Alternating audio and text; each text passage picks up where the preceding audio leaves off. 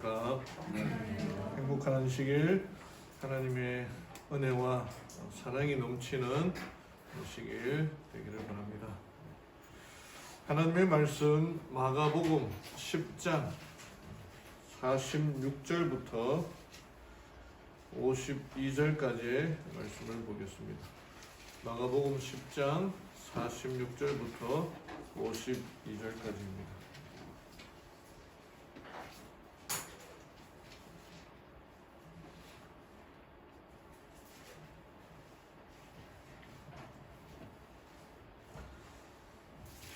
신약성경 83쪽입니다. 마가복음 10장 46절부터 52절까지의 말씀, 킹 제임스 버전으로 보도록 하겠습니다.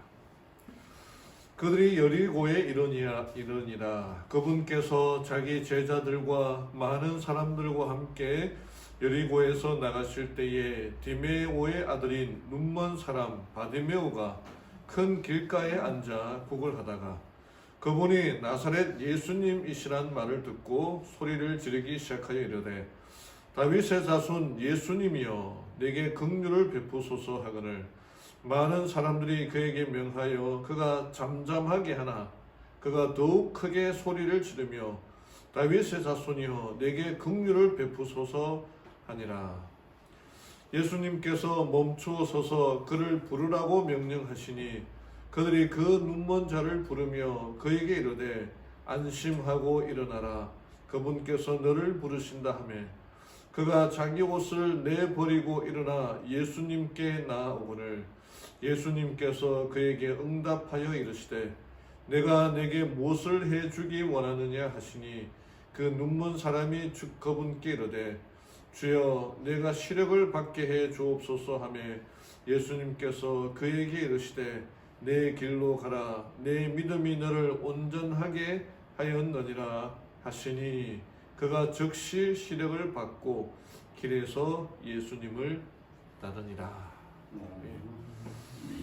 우리가 잘 아는 바디메오라 불리는 시각장애인의 이야기입니다. 또는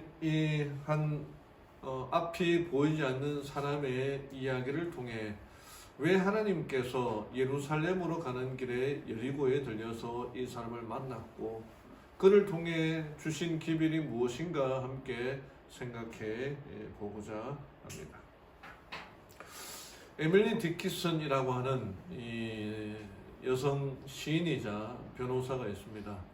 그녀는 원래 변호사였지만 그 일하는 것 제외하고는 극도로 외출을 자제하고 은둔 생활에 가까운 삶을 살았다라고 합니다. 물론 그의 시력적인 문제도 있었고 또 병든 어머니도 돌봐드려야 했고 그 다음에 주 원인이었던 아버지와의 어떤 갈등도 있었는데 그렇게 은둔 생활을 하다가 55세 요절을 합니다. 근데 그가 남긴 시 중에 내가 만약이라고 하는 시가 있습니다. 만약 내가 한 사람의 가슴 아리를 멈추게 할 수 있다면 나 헛되이 사는 것은 아니리. 만약 내가 누군가의 아픔을 쓰다듬어 줄 수 있다면 혹은 고통 하나를 가라앉힐 수 있다면 혹은 기진맥진 지친 한 마리 울새를 둥지로 되돌아가게 할 수 있다면 나 헛되이 사는 것은 아니리. 이 사람의 삶은 그렇게 남을 위해 봉사하고 활동적으로 산 사람이 아니었어요. 은둔 생활을 거의 하다시피 했으니까. 근데 그 사람에게도 하나의 소망이 있었는데 자기가 헛되이 살고 싶지 않았다라고 하는 거죠. 울새라는 얘기도 하는데 사진에 나타나는 게 울새인데 헛되이 살고 싶지 않은 마음이 누구나 다 있는 것 같아요. 오늘 우리가 함께 읽었던 이 바디메오를 찾아간 예수님의 삶은 어떠한 삶이었는가 우리들에게 큰 울림을 준다라고 그렇게 생각합니다. 또한 이야기가 있습니다. 어느 한 교회에 새로운 목사님이 부임이 오셨습니다. 그래서 이제 소개를 하는 그날이 되었는데 교인들이 웅성웅성웅성 하는 거예요. 왜 그랬을까요? 새로 오신 목사님이 나이는 젊은데 머리카락에 숱이 없었습니다. 그래서 교인들이 처음 보고는 웅성웅성웅성 하는 거예요. 근데 그 목사님이 웅성거리는 소리를 듣고 왜 그런지 다 이유를 아니까 취임 예배 때 이렇게 말씀하셨습니다. 여러분, 제 머리가 너무 벗겨졌지요. 목회하면서 하나님 말씀에 절대 복종하며 순종했더니 하나님께서 날마다 귀엽다고 머리를 자주 쓰다마 주셔서 이렇게 벗겨질 수밖에 없었습니다 라고 했습니다. 목사님이 부임 설교 때 이렇게 얘기하니까 온 청중이 그냥 긴장이 확 풀리면서 웃으면서 이렇게 되었습니다. 그래서 교인들은 우리 목사님이 이렇게 머리 벗겨진 것을 아주 자랑스럽게 생각했다라고 그렇게 말하였다고 합니다. 우리 그리스도인들은 밝게 살아야 됩니다. 예수님께서 이 땅에 오신 이유가 무엇이었습니까? 이 앞이 보이지 않는 사람의 눈을 고쳐주신 이유가 무엇이었습니까? 어쩌면 우리는 영적 시각장애인지 몰라요. 봐야 될 것을 보지 못하고 안 봐도 될 것을 보고 들어야 될 것을 듣지 못하고 안 들어도 되는 이야기를 듣고 우리의 마음이 움직이고 있는 건 아닌지, 참된 그리스도인이 어떠한 삶을 살아가야 되는지. 오늘 이 본문의 말씀은 예수님께서 예루살렘으로 향하여 가는 그 여정에 여리고라고 하는 지방을 지나면서 있었던 일입니다. 이 여리고는 이스라엘 백성들이 출애굽해서 가나안 땅에 들어가는 첫 관문이었습니다.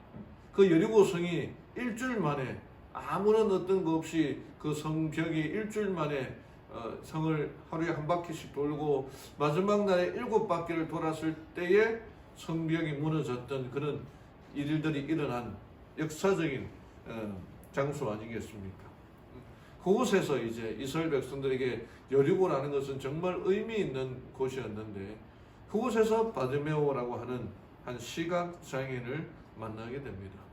바디메오라는 그 이름의 뜻은 디메오의 아들, 바라는 말이 벤이라는 히브리어로 벤이라고 하는 아들이라는 의미인데 그리고 변형이 돼서 디메오의 아들이라고 하는 이름이 그냥 디메오의 아들이니까 원래 이름을 모르는 거죠.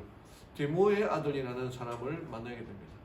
근데 그 아버지의 이름이 디모데였느냐? 이 디모데라는 뜻이 추하다 또는 불쌍하다, 불결하다 그런 의미를 갖고 있습니다.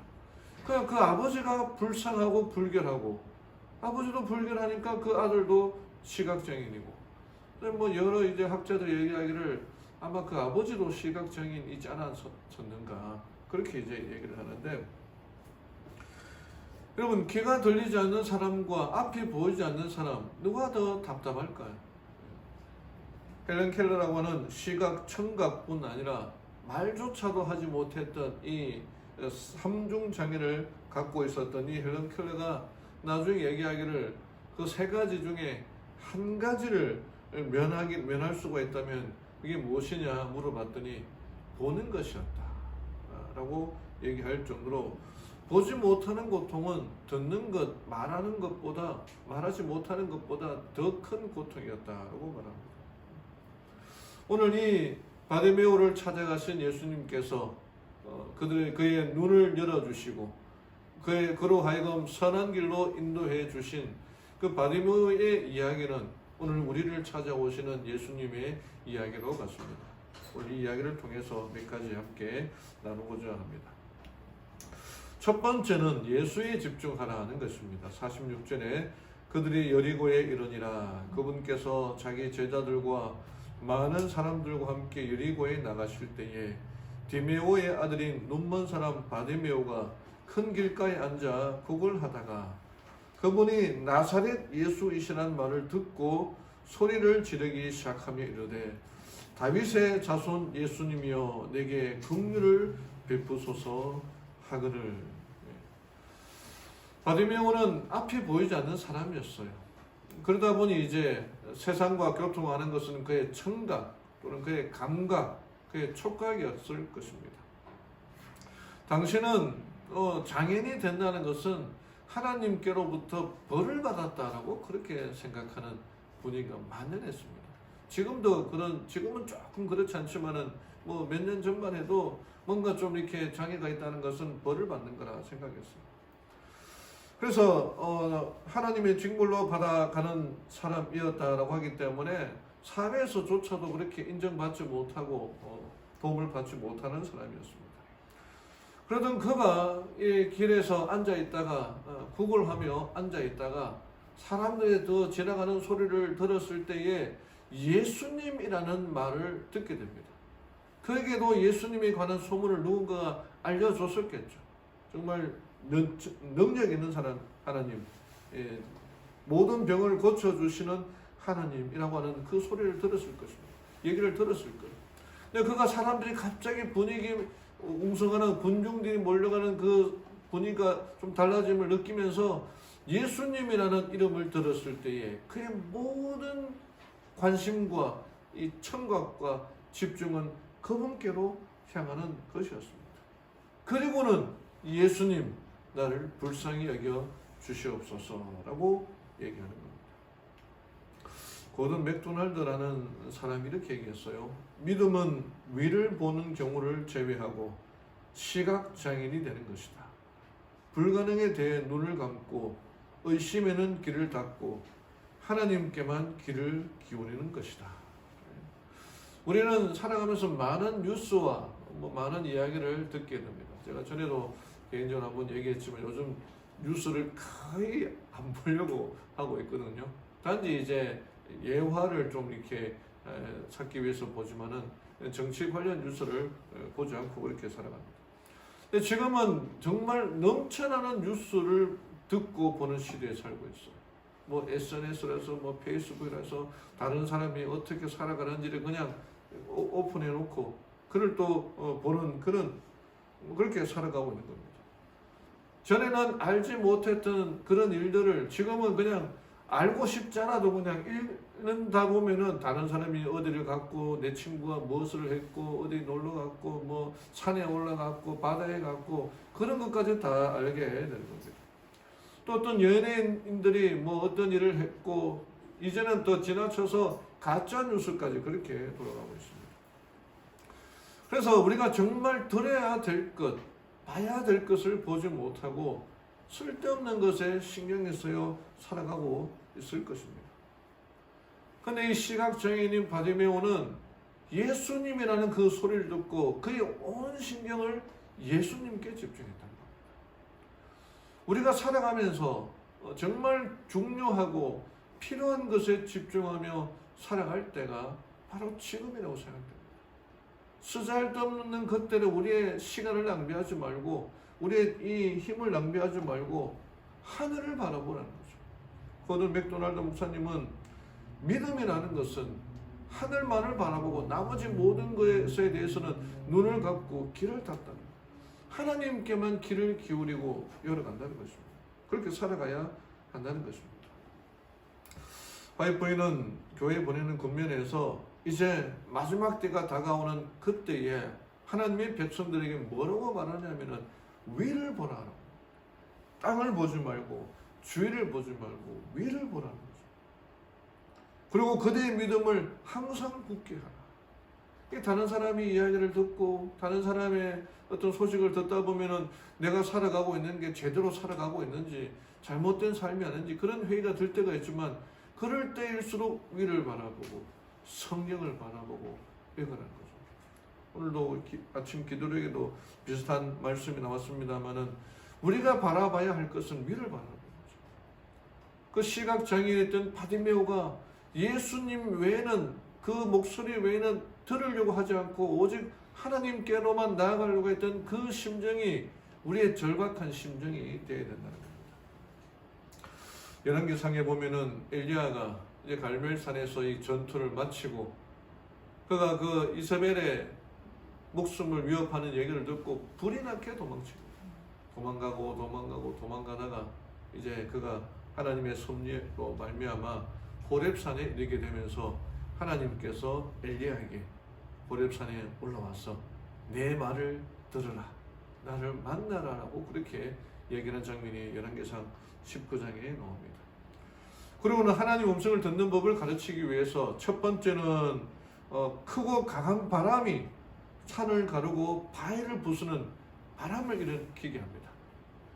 근데 거기에는 하나님이 계시지 않으셨습니다.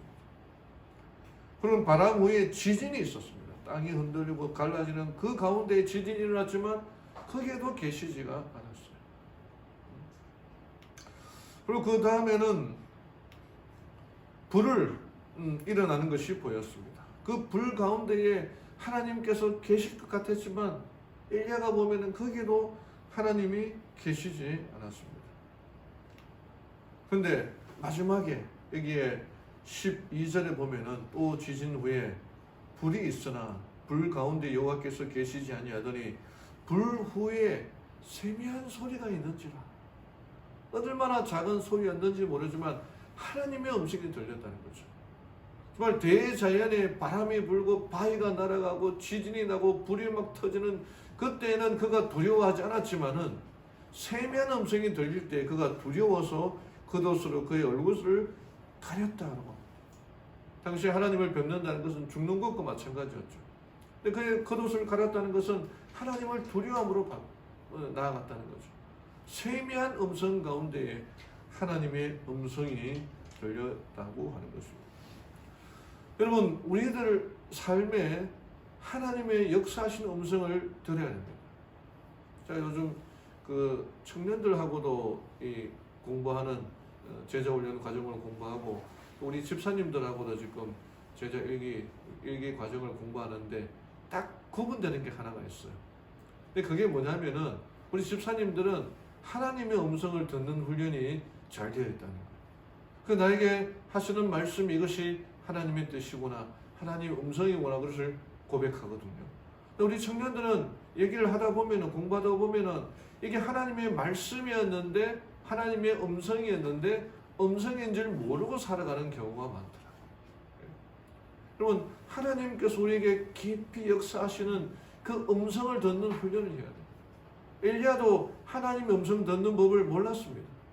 그가 하나님께서 크고 강한 바람 속에서, 지진 속에서, 불 가운데에서 하나님이 계실 거라 생각했지만 거기 계시지 않고 세미한 음성이 들렸을 때에 하나님의 음성인 것을 알게 되었다는 거죠.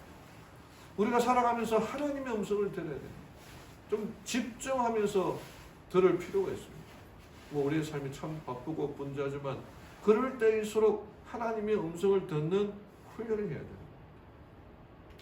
여기 선우정이라고 하는 이 집사님이 계십니다. 이분이 이 자녀를, 딸만 이제 둘을 키우는데 너무너무 잘 키우고 싶었어. 그래서 뭐 외국어도 한 2개씩 우리 자기 자녀들이 2개씩 공부하고 싶어서 어떻게 할까 하는 중에 아버지가 돌아가시면서 유산을 주셨는데 유산이 40억이었습니다. 40억. 어마어마한 유산을 주니까 그 유산을 가지고 내 자녀들 외국어 2개씩 할 줄 아는 그런 자녀로 만들어야겠다 해서 처음에는 유학을 가기를 캐나다로 가려고 했었습니다. 캐나다에 가면은 영어도 공부하고 그 캐나다 북쪽에서는 프랑스 말도 공부하니까 영어도 공부하고 프랑스도 공부하고 2명이 이렇게 공부할 수 있는 거예요. 근데 가려고 했는데 좀 잘 안 돼가지고 다시 북경으로 가서 한 9년 가까이 자녀를 키우면서 있었는데 거기 있으면서 쫄딱 망했다는 겁니다. 그 40억 돈을 다 그냥 하고 그 자녀들을 영어를 공부시키려고 중국어도 공부시키는데 그 있는 그 사택 그 아파트가 방음이 안 되는 곳이라서 옆집 얘기까지 다 들렸는데 거기서 아이들을 새벽에 깨워가지고 공부를 시키고 그냥 닥달을 했다는 거예요. 근데 그 아이들이 스트레스를 받으니까 너무 엄마 때문에 스트레스를 받으니까 큰애는 눈썹을 막 쥐어뜯고 둘째는 머리카락을 막 그냥 양쪽이 이제 있는데 한쪽만 자르고 뭐 눈썹도 다 없어지고 막 머리카락도 다 빠지고 그렇게 애들이 스트레스를 받으면서 컸다는 거예요. 근데 그 이 선우정이라는 분이 쫄딱 망하니까 뭐 자녀 교육도 안 되고 다 그러니까 어떻게 할 수 없어 그냥 방황하는 중에 하나님을 알게 되었고, 교회를 가면서 성경을 공부하면서 성경을 깊이 공부하며 예수를 만나면서 나중에 이렇게 간증을 했습니다.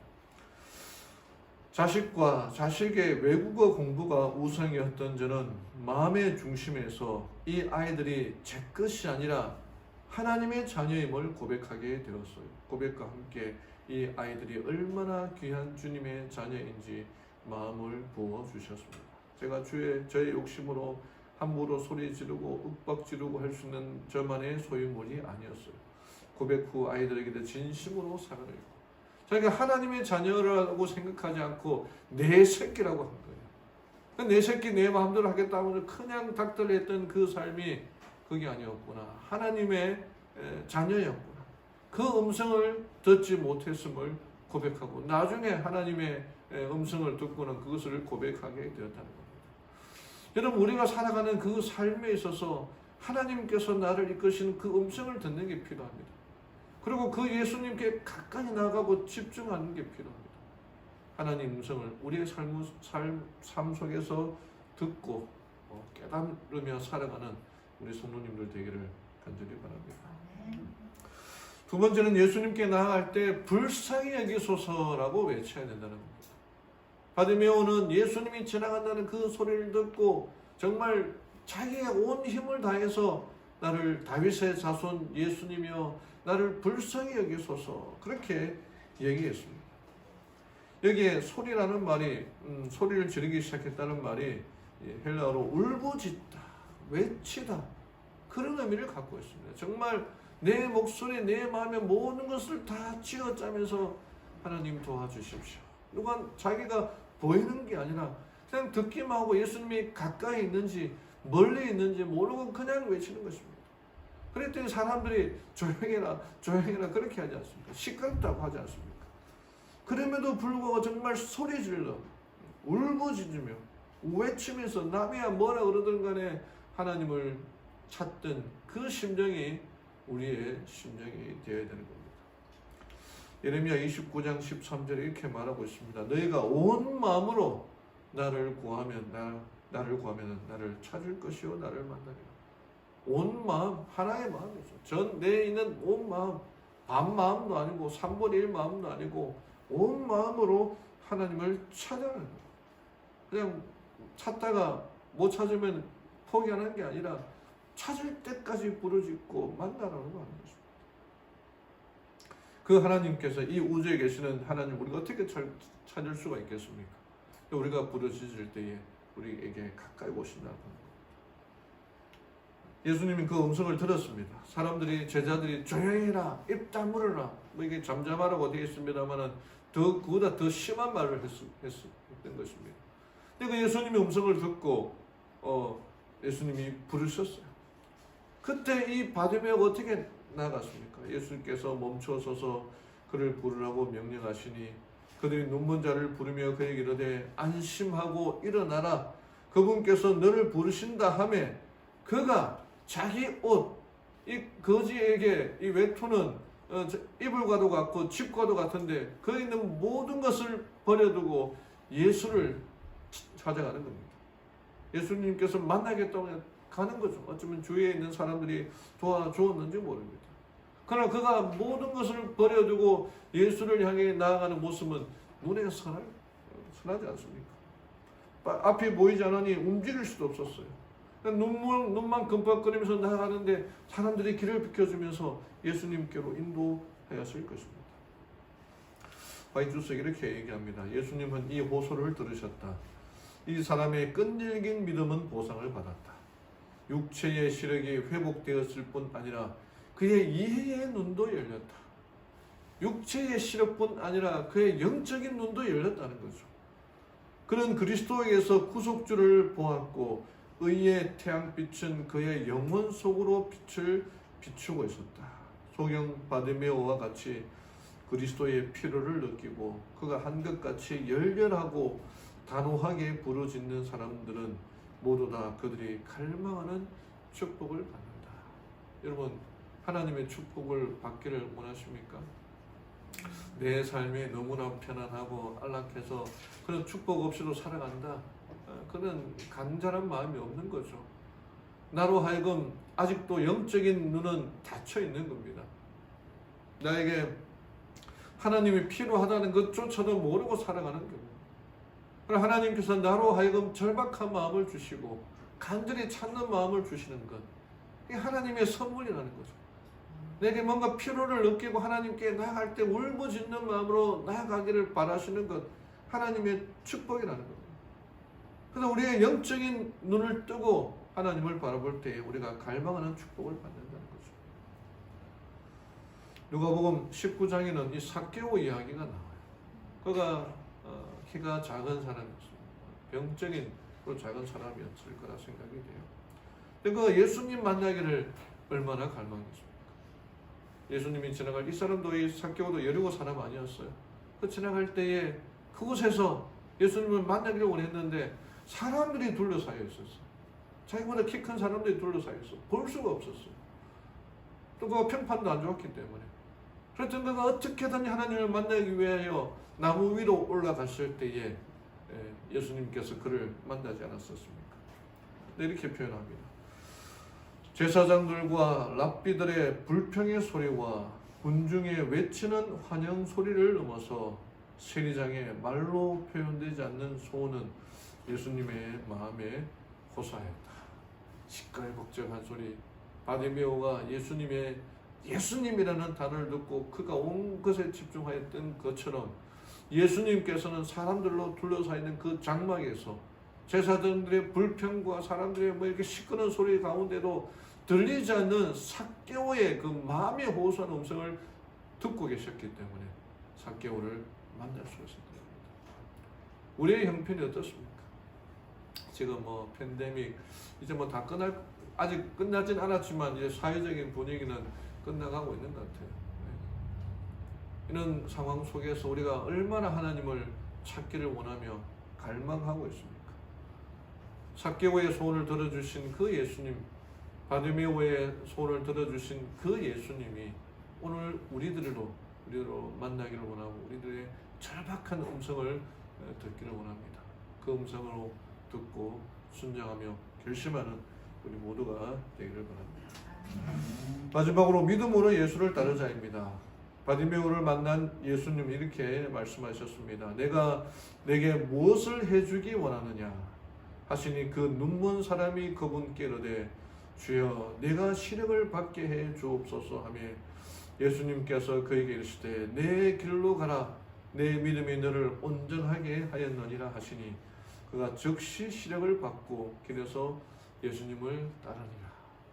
이 바디메오의 믿음이 얼마나 대단합니까? 여러분, 거지가 밖에 나와 있는 이유가 무엇입니까? 무엇을 달라고 합니까? 돈을 달라고 하는 거예요. 저는 한 재미있는 얘기를 들었던데 한번 얘기해 좀 드린 것 같은데 어떤 한 사람이 거지가 동냥하는 모습을 보고 내가 저 사람의 인생을 바꿔줘야겠다 하고는 돈 많은 사람이 거지에게 100만 원을 주었다고 합니다. 금액이 제가 생각나는데 그리고 그 거지가 100만 원을 받고 어떻게 하였을까요? 네, 관찰해보니까 그 100만 원 중에 일부를 떼어서 자기 그 동양 그릇을 새 것으로 바꾸더라는 거예요. 얼마나 우스운 이야기입니까? 그 그릇, 동양하는 그 그릇을 새 것으로 자기 작업도구였나요? 그걸 새 걸로 바꾸는. 바디메오는 예수님께서 내가 무엇을 주기를 원하냐 그랬을 때에 돈 좀 주십시오. 제가 이 여생을 좀 노후를 편하게 살, 더 이상 구걸하지 않고 편하게 살 돈을 좀 주십시오. 또는 가족을 주십시오. 나를 도와줄. 그렇게 말하지 않고 뭐라고 얘기합니까? 보여달라. 보게 해달라. 시력을 보게 해달라. 그렇게 원하였습니다. 그리고 그 결과가 어떻게 되었습니까? 눈을 뜨고 예수님께서 그에게 이르시되 내 길로 가라 내 믿음이 너를 온전하게 하였느니라 하시니 그가 즉시 시력을 받고 길에서 예수님을 따르리라.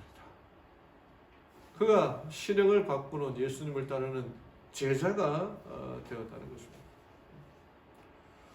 바디메오의 믿음은요, 예수님을 가리켜 다윗의 자손이라 그랬습니다. 메시아 그리스도로 고백했다는 거죠. 그가 뭐 누구를 통해서 성경 공부도 한 것도 아니었지만 그가 들었던 예수님 이야기를 들었을 때 그가 성경에 기록된 메시아임을 그 스스로 고백하게 되었고, 예수님에게 돈을 달라 한 푼 줍쇼라고 말한 게 아니라 내 이 눈을 뜨게 해달라, 믿음을 달라라고 그렇게 했습니다. 그리고 예수님이 부르셨을 때에 모든 것을 버리고 예수님께로 뛰어가서 지체 없이 자기의 소원을 솔직하고 당당하게 말하고 자기 믿음대로 그 소원이 이루어졌습니다. 여러분, 우리의 소원은, 우리의 믿음은 어떠합니까? 뭐 정말 필요 없는 것을 인하여 하나님께 간구하는 건 아닌지, 바디메오 믿음이 우리의 믿음이 되기를 간절히 바랍니다. 8세기 프랑스의 신부 가운데에 아로스라고 하는 그 사람이 있었습니다. 그가 교회에 있는데 매일 한 교회 와서 농부가 왔다 갔다 하는데, 이 농부가 교회 와서는 한참 동안 앉아있다가 하는데 별로 하는 게 없어요. 그가 무릎을 꿇고 하나님께 이거 해달라 간절히 기도하는 것도 아니고, 어떤 때는 한 10분 정도 앉아있다가 하고, 어떤 때는 30분 정도 앉아있다가 하고, 근데 아무리 봐도 그 사람이 기도를 하지 않는 거예요. 와서 무릎 꿇고 막 이렇게 기도해야 되는데, 그래서 이 사람이 왜 교회에 오는가 궁금해서 어느 날 예배당 문을 열고 나가는 그 사람을 불러다가, 당신은 아무리 봐도 기도하고 있지 않은 것 같은데 교회에 와서 뭐 하다 가십니까? 왜 앉아만 있다 가십니까? 라고 그렇게 물었습니다. 그랬더니 농부가 이렇게 대답을 하는 거예요. 예, 나는 그를 보고 그는 나를 보고 우리는 서로 행복합니다. 그 농부가 뭘 알겠습니까? 그가 하나님을 만나러 오는 거예요. 하나님을 만나서 그 자리에 교회에 앉아서 그냥 가만히 앉아 있으면서 예수님과 하나님과 얘기하는 것이었습니다. 그러니까 그분과 얘기하는 그 시간이 너무나 좋았고, 그것으로 인하여 하나님도 행복하고 나도 행복하고 그 행복을 고백하게 되는 겁니다. 그럼 우리는 기도할 때 어떻게 기도합니까? 잘 기도하고 아멘 하고는 가버려요. 하나님께서 하시고자 하는 음성을 듣지 못하고 내가 하고 싶은 얘기만 하고 가는 건 아닌지. 미국 인디안 체로키 부족에게는 이 손자에게 인생의 원칙을 가르쳐주는 지혜로운 할아버지에 관한 이야기가 있습니다. 어느 날 저녁 이 늙은 체로키 인디안이 그 손자에게 사람들의 내면에서 일어나는 그 싸움에 대하여 이야기하였습니다. 우리 마음속에는 두 마리의 늑대가 살고 있단다. 그 둘은 항상 싸우곤 하지. 한 마리는 나쁜 늑대야. 분노, 질투, 슬픔, 후회, 욕심, 오만, 자기 연민, 거짓, 허영, 헛된 자존심, 그리고 자기 자신이란다. 그리고 또 한 마리의 늑대는 착한 늑대란다. 기쁨, 평화, 사랑, 희망, 친절함, 겸손, 동정, 너그러움과 믿음심. 이 마음속 늑대의 이야기를 듣던 이 손자가 할아버지에게 묻습니다. 할아버지, 그러면 그 중에 어떤 늑대가, 두 마리 착한 늑대와 나쁜 늑대가 싸우는데 어떤 늑대가 이깁니까? 라고 물어보니 할아버지가 뭐라고 대답합니까? 내가 먹이를 주는 늑대가 이기게 된단다. 그러니까 내 마음에 두 늑대가 싸우고 있는데 어떤 늑대가 이기느냐? 내가 먹이를 주는 늑대가 이긴다. 우리의 마음에 하나님만 우리의 마음속에 거하는 게 아니라 사단도 우리의 마음에 역사한다고 되어 있습니다. 누가 이기겠습니까? 하나님이 이기겠습니까? 사단이 이기겠습니까? 내가 따르고자 하는 그 존재가 이긴다는 거죠. 하나님을 부르고 하나님을 내 마음에 모셔야 되는 거죠. 바디메오는 예수님을 자기의 마음에 모시기로 했고 그분을 따르기로 했던 것입니다. 그 결심이 우리 모두의 결심이 되어야 되는 것입니다.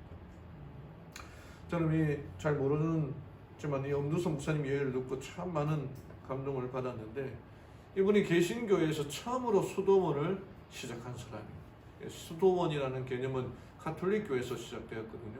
근데 우리 기독교에서 수도원 운동을 처음 시작한 분입니다. 이분이 30살에 목사 안수를 받고 발령받았던 곳은 전라도 남평이라고 하는 광주 근처에 있는 남평이라고 하는 교회였습니다. 근데 교회 가보니까 교회 분위기가 어수선한 거예요. 그때 당시에 이제 이설들이 이제 많았는데 산중파라 해서 산에 들어가서 살아야 된다고 하는 그런 파가 있었어요. 근데 그 교회에 아주 신앙적으로 모범적인 집사님 한 분이 계셨는데 그 집사님이 그 산중파에 들어가 버린 거예요. 그 이단에 우리식으로 따지자면은 훌륭한 장로님, 집사님이 이렇게 그곳으로 가버렸던 것입니다. 그들은 산속에 거하면서 자기 나름대로 성경을 연구하며 기성교회를 다니지 않고 자기 나름대로 성경을 연구하며 신앙생활을 하는 자들이었습니다. 근데 그곳에는 다 이 산중파를 이단이다, 그렇게 접해서는 안 된다라고 그렇게 가르치고 있었고, 이 엄두선 목사님도 역시 그러한 생각을 가지고 있었다는 것입니다. 당시 전라도에 1950년도 전후였으니까요. 당시 전라도에서는 공산당이 아주 크게 극성을 부리고 있었던 거였습니다. 이 목사님 목회하는 그 교회에서도 자기가 공산당원임을 자처한 자들이 5명이나 될 정도였습니다. 근데 그때 갑자기 6.25 전쟁이 이제 터졌습니다. 인민군들에 의하여 서울이 점령되었다는 소식이 이제 전파되었고, 이제 피난을 가기 시작하게 되었는데, 많을 만한 사람들은 다 그냥 이제 군인의 트럭을 타고 부산으로 다 도망가 버리고, 마침내 인민군들이 전라도까지 들어왔을 때에 곤욕을 치료했던 사람들은 그냥 시골교회 목사님, 교인들이었습니다. 근데 그분들 중에서 선교사로 활동하고 있었던 유화래라고 하는 선교사가 있었습니다. 한국 이름으로. 이 사람은 끝까지 선교사로서 사람들 돕다가 그만 이제 피난 시기를 놓쳐버렸고, 이 북한, 이 미국, 미제국주의를 공격하는 그 공산당원에 볼 때는, 이 인민군의 입장에서 볼 때는 이 붙잡히면은 그냥 즉시 사형당해도 아무런 문제가 없는 그런 형편이었기 때문에 도망갈 수밖에 없었습니다. 근데 아무도 이 유한의 선교사를 도와주지 않았습니다. 미국 여 선교사의 생명보다는 각각 자기의 생명이 더 급했기 때문이었죠. 그때 목숨을 걸고 이 유한의 선교사를 도와줬던 분이 당시에 이단이라고, 그 주위에서 이단이라고 불리는 산중파 사람들이 이 유한의 선교사를 구해줬습니다. 그 큰한 이 괴짝을 만들어서 그 여선교사를 그 속에 들어가게 한 다음에 지게다 치고는, 사람들이 물으면은 짐짝이라고 대답하면서 화순, 화학산 쪽으로 한 70리 길, 100리 길 됐는데 거기까지 데려다주고, 거기다 동굴에다가 감춰다주고, 먹을 것을 가져다주고, 인민군들이 물러날 때까지 그 먹을 것을 구해서 그녀를 지켰다는 것입니다. 그 와중에 산중파 사람들이 이 빨치산에 각대에 목숨을 잃기도 하고 했지만은, 산중파 사람들의 헌신과 희생으로 말미암아 이 선교사는 마침내 무사할 수가 있게 되었습니다. 그때 이 엄목사님이 그 사실을 현장에서 직접 보면서 누가 그리스도인인지, 예수님의 사랑을 전하는 사람이 누구인지, 누가 정말 예수님을 모시고 살고 있는 사람인지, 어느 교회가 참 교회고 참 교인인지를 깊이 생각하게 되었다는 겁니다. 우리가 자기들이 이단이라고 부르는 사람들이 오히려 그 선교사로 왔던 미국 선교사를 구하기 위하여 목숨까지도 내어놓고 구했던 그 산중파 사람들과, 자기들은 그냥 그 자기들을 가르쳤던 그 유한의 선교사를 번쩍만쩍하지도 못하고 자기들 살기만 바빴던 자기들에 비교해 볼 때 정말 예수님의 말씀대로 살았던 사람이 누구인지를 깊이 생각하게 되었다는 거예요. 그래서 엄두성 목사님이 한 8년이 지난 다음에 서울로 가서 목회를 하다가 이 그리스도인들의 그 도시 그리스도인들의 삶에 깊은 상처를 받고는 다시 옛날 그 산중파 사람들을 생각하며 목회를 그만두고 수도원 운동을 시작하게 되었다는 것입니다. 예수님의 말씀을 따른다는 게 무엇일까? 바디메오는 그의 모든 것을 버려두고 예수님의 제자가 되어 그분을 따라갔었습니다. 그분의 제2의 인생을 살아간 것이 아니라 예수님만을 따르기로 결심하고 그분의 사역에 온 힘을 다했던 것입니다. 사랑하는 우리 성도 여러분, 참된 그리스도인은 그 열매가 드러나야 하는 것입니다. 예수님을 따른다는 것은 그분의 말씀을 실천하는 것이고 내 삶을 통해서 그리스도의 열매를 맺는 삶이 예수님을 따라가는 삶이 되는 것입니다. 사랑하는 우리 성도 여러분, 이 혼란하고 혼탁한 세월에 정말 오만 가지 들리는 것들, 보이는 것들 많은 이 시대에 예수님만을 바라보고 살아가는 우리 모든 성도들 되기를 바랍니다. 하나님의 음성을 듣기를 갈망하고 듣는 훈련을 하며 살아가는 우리 모두가 되기를 바랍니다. 나를 불쌍히 여기소서. 바디메오의 그 울부짖는 그 소리가 우리의 기도가 되기를 바랍니다. 간절한 마음으로 하나님을 만나고 찾는 우리 모두가 되기를 바랍니다. 하나님께서는 우리의 기도에 응답해 주시고 우리를 만나기 위하여 준비되고 있음을 믿으시길 바랍니다. 예수님을 따르는 것은 그분의 말씀을 내 삶에서 실천하고 적용하는 것입니다.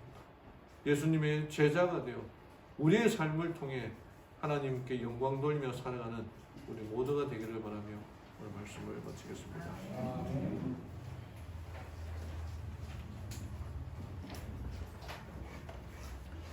마치는 찬미 400장.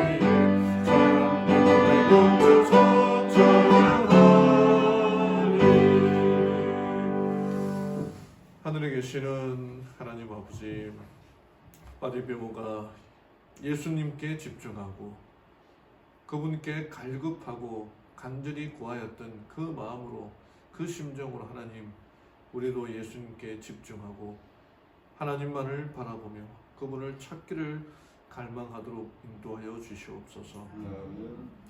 우리의 삶의 부족함을 알고 내 삶의 부족함을 알고 하나님의 필요성을 알고 오직 주님만을 바라보며 위를 보며 하늘을 바라보며 세상에 있는 것들로부터 눈을 감고 하나님만을 바라보며 살아가는 죄를 되게 도와주시옵소서. 세상에서 일어나는 여러 일들로 인하여 우리의 마음이 어두워지고 답답해지지만 우리가 하나님을 바라볼 때에 우리가 힘을 얻고 용기를 얻는 줄 아오니 하나님 간절한 마음으로 주의 성령을 구하고 주의 은혜를 구하고 주의 능력을 구하며 살아가도록 인도하여 주시옵소서. 바디메오가 영적인 안목을 뜨고 예수님만을 붙들고 그분의 제자가 되어 따라갔던 것처럼 하나님 우리도 우리의 어두워진 영적인 눈을 뜨고 예수님의 제자가 되어 그분이 살아갔던 그 삶을 본받고 따라가도록 인도하여 주시옵소서.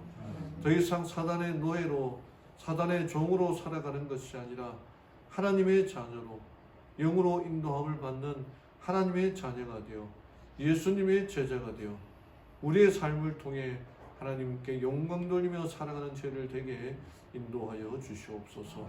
우리를 붙들어 주시고 우리를 사는 길로 인도하여 주시옵소서. 우리의 삶의 모든 고비마다 하나님께서 역사하심을 알고 이 모든 것들을 당연하게 생각하지 않고 모든 것이 하나님의 은혜임을 고백하며 살아가는 우리 모두가 되도록 인도하여 주시옵소서.